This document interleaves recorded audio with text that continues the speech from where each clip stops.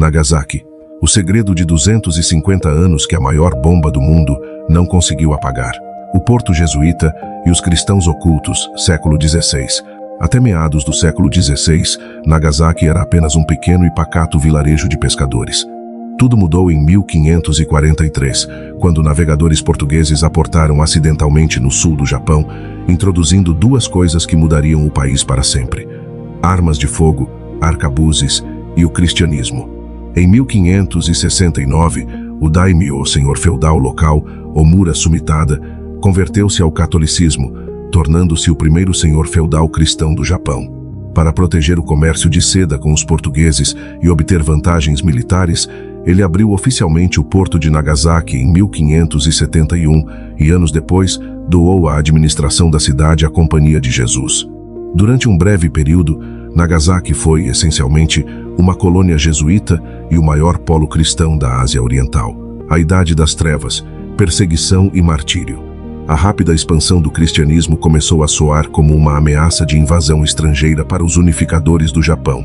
Em 1597, o líder militar Toyotomi Hideyoshi baniu os missionários e ordenou a execução de 26 mártires cristãos, estrangeiros e japoneses, que foram crucificados em uma colina em Nagasaki. O isolamento. Sakoku. Quando o shogunato Tokugawa assumiu o poder absoluto, o cristianismo foi totalmente proibido. Quem não renunciasse à fé era torturado ou executado. Foi nessa época que surgiram os Kakure Kirishitan, cristãos ocultos. Para sobreviver, eles camuflavam sua fé. Esculpiam imagens da Virgem Maria que se pareciam com Kenon, a deusa budista da misericórdia, e rezavam em segredo por mais de 2 séculos. Dejima. A fresta no isolamento, séculos 17 a 19. Para fechar o país sem perder os lucros do comércio e os avanços tecnológicos, o shogunato expulsou os portugueses e, em 1641, confinou os comerciantes holandeses em Dejima, uma pequena ilha artificial em formato de leque na Baía de Nagasaki.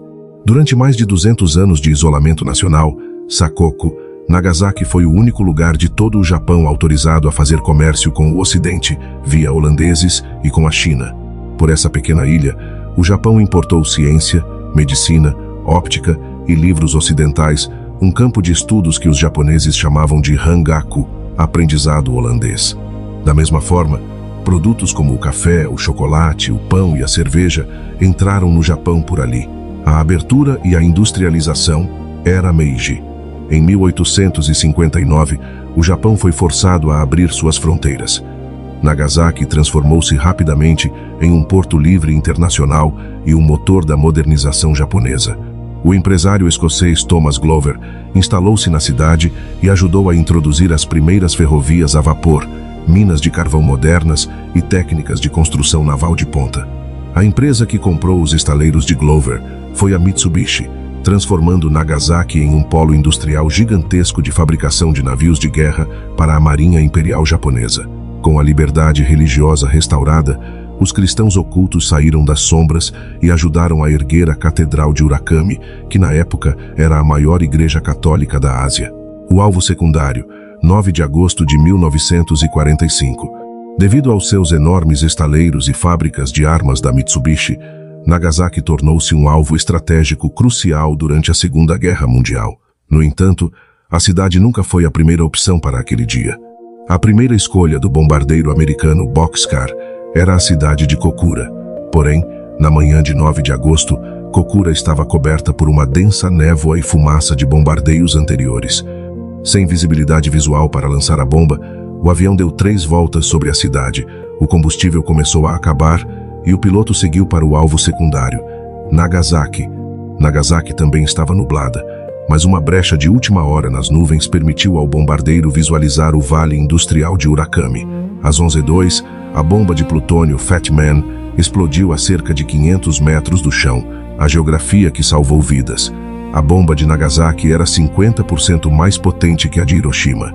No entanto, o relevo montanhoso de Nagasaki agiu como um escudo natural. O impacto ficou parcialmente confinado ao vale de Urakami, o que evitou que a cidade inteira fosse varrida. Ainda assim, estima-se que entre 60 mil e 80 mil pessoas morreram até o final daquele ano, devido à explosão, queimaduras e radiação. O epicentro da explosão ocorreu quase diretamente acima da Catedral de Urakami, matando centenas de fiéis que confessavam no momento. O pós-guerra. A cidade da paz e da resiliência. Disseram que nada cresceria em Nagasaki por 75 anos, mas a cidade provou o contrário. No pós-guerra, enquanto Hiroshima se reconstruía com o foco de denunciar o horror atômico para o mundo, Nagasaki focou sua identidade na reconciliação espiritual, cura e paz internacional. Os sobreviventes, conhecidos como Hibakusha, lideraram movimentos globais pelo desarmamento nuclear, transformando suas cicatrizes em um apelo pela paz. O local do epicentro deu lugar ao Parque da Paz de Nagasaki e ao Museu da Bomba Atômica. Nagasaki, hoje, uma cidade única. Hoje, Nagasaki é uma das cidades esteticamente mais singulares do Japão. Devido ao seu passado peculiar, ela não se parece com nenhuma outra metrópole japonesa. Culinária de fusão. O prato mais famoso é o champon, uma sopa de macarrão com forte influência chinesa, e o castella, um bolo esponjoso adaptado de uma receita que os portugueses levaram no século XVI. Arquitetura. Nas encostas da cidade, templos budistas tradicionais dividem o horizonte com igrejas católicas de tijolos vermelhos e casarões coloniais europeus no Glover Garden. Patrimônio da Humanidade. Em 2018, os locais dos cristãos ocultos de Nagasaki foram oficialmente declarados Patrimônio Mundial pela Unesco. Nagasaki é o testemunho vivo de que uma cidade pode abrigar a maior das tragédias modernas e, ainda assim, preservar uma identidade profundamente rica, tolerante e virada para o mundo. Quer entender como os cristãos ocultos mantiveram sua fé viva em segredo por 250 anos? A sobrevivência dos Kakure Kirishitan, cristãos ocultos, por mais de 250 anos, é um dos maiores milagres de resiliência cultural e religiosa da história humana. Quando o shogunato Tokugawa proibiu o cristianismo em 1614, a punição para quem professasse a fé era a morte por métodos cruéis, como a crucificação, a fogueira ou tsurushi, onde a pessoa era pendurada de cabeça para baixo em um poço cheio de excrementos, com um pequeno corte na têmpera para que sangrasse lentamente. Além disso, o governo criou o sistema de recompensa por denúncia, transformando vizinhos em espiões. Sem padres, sem igrejas, sem bíblias e sem contato com o resto do mundo, os camponeses e pescadores da região de Nagasaki criaram um sistema de camuflagem espiritual genial para sobreviver. Aqui está como eles fizeram isso. A camuflagem visual. Imagens disfarçadas. Como possuir uma cruz ou uma imagem de Jesus significava uma sentença de morte, os cristãos passaram a utilizar símbolos e estátuas budistas e shintoístas, mas atribuindo a eles um significado cristão oculto. Maria Kannon. Eles utilizavam estátuas de Kannon, a deusa budista da misericórdia, frequentemente segurando uma criança. Para os olhos dos fiscais do governo, era um altar budista comum. Para os cristãos, aquela era a Virgem Maria e o menino Jesus. Cruzes invisíveis. Cruzes eram esculpidas ou desenhadas nas costas de espelhos de bronze, no fundo de tigelas de porcelana ou escondidas nos ornamentos de lanternas de pedra nos jardins. Só eram vistas se iluminadas sob um ângulo muito específico. O simbolismo do peixe e dos moluscos. O abalone, um molusco local, era muito consumido. Os cristãos limpavam a parte interna da concha e, às vezes, conseguiam ver padrões que lembravam cruzes ou rostos santos, usando-as como objetos de devoção privados. Os cânticos camuflados, oratio. Os cristãos ocultos precisavam rezar, mas as preces em latim ou português seriam denunciadas imediatamente pelo som. A solução foi a criação do oratio, uma corruptela da palavra latina oratio, que significa oração. Eles pegaram as preces católicas tradicionais, como o Pai Nosso e a Ave Maria, e misturaram as palavras em latim, português e espanhol com a fonética e o ritmo dos cânticos budistas, sutras. Quando os fiscais passavam pelas casas, ouviam o que parecia ser um monótono e devoto cântico budista, mas, na verdade, os moradores estavam recitando o catecismo católico. Como o oratio foi transmitido apenas oralmente de geração em geração por 250 anos, as palavras originais em latim e português foram se distorcendo, transformando-se em uma língua litúrgica única e quase incompreensível para quem era de fora. Uma estrutura social secreta e hierárquica. Sem clero oficial, as comunidades de Nagasaki criaram uma estrutura clandestina altamente organizada para manter os rituais vivos. As funções eram divididas em segredo dentro das vilas.